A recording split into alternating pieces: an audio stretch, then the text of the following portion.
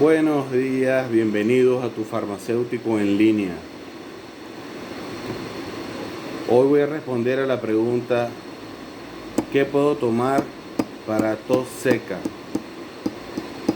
o tos alérgica? Esa tos que no te deja dormir,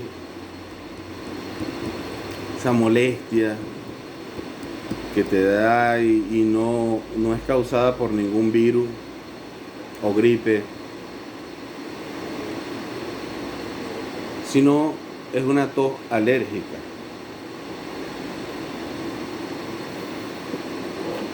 Voy a recomendarte este producto, Promedina, para tos alérgica, para que puedas dormir bien. O puedo recomendarte este producto, el Rinolas D. Contiene antialérgico, descongestionante y también ayuda con la tos de tipo alérgico. A personas que sufren de sinusitis, este producto es especial. Alergia en la nariz, en la zona de aquí.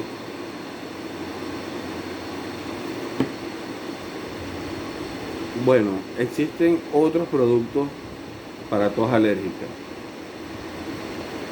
Si no consigues este producto, puedes tomar un producto que sea para tos seca y comprarte un antialérgico aparte y tomar los dos en conjunto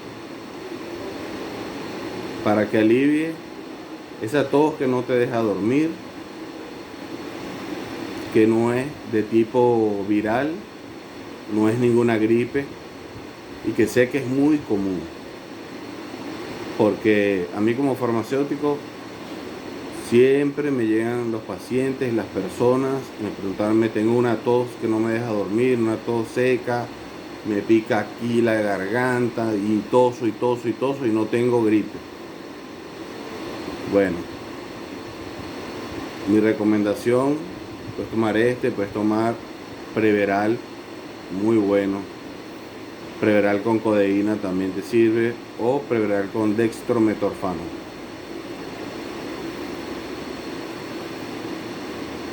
Suscríbete porque seguiré respondiendo todas tus inquietudes